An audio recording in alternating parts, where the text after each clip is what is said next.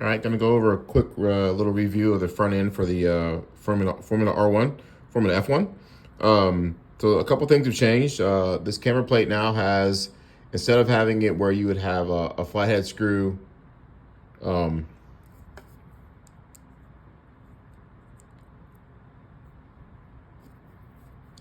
here and here, what we're doing now is we're gonna screw in completely from the bottom of the chassis all the way through to the plate and then suck the plate down. So in order to do that, these two holes need to be a little bit bigger. The kit will have a supplied drill just for that size. So all you basically have to do is take your drill,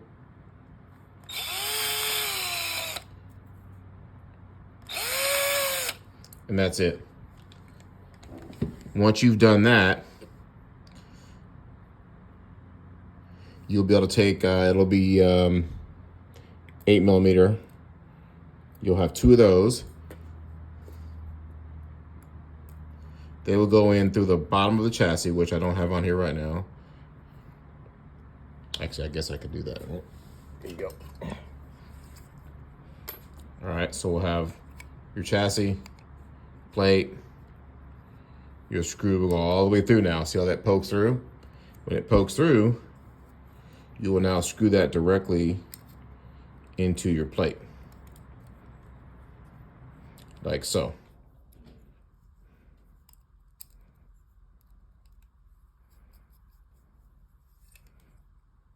So now you can really snug that down tight.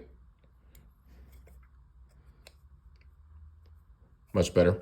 The setup for the F1 will be, for your roll center for your front arms will be 1 3mm shim under all 4 ball studs. That'll be your standard. It's a 1 camber, 2 caster plate. I've been testing with the 1.3 on the F1.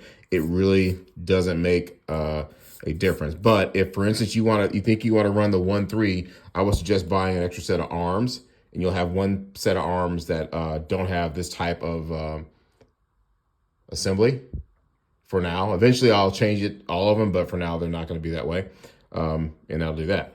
The shimming is also different on the F1 because the chassis is thicker than like the R1. So the shim stack is going to change. What's going to happen, you're going to have a 0.3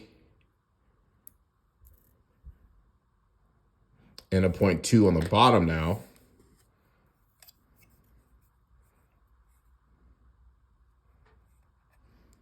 Under the knuckle.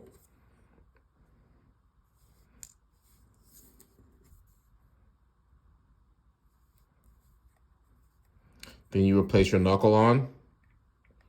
You'll put a 1mm spacer on top of the knuckle, followed by another 0.2 shim. So your shim stack is always going to be 1.7 no matter how you dice it. I do not run the car with any droop. It needs to be 0, just the way the car is. Once you've got that on the car, you take your arm. They're marked on the bottom. This one's left. This is the left side.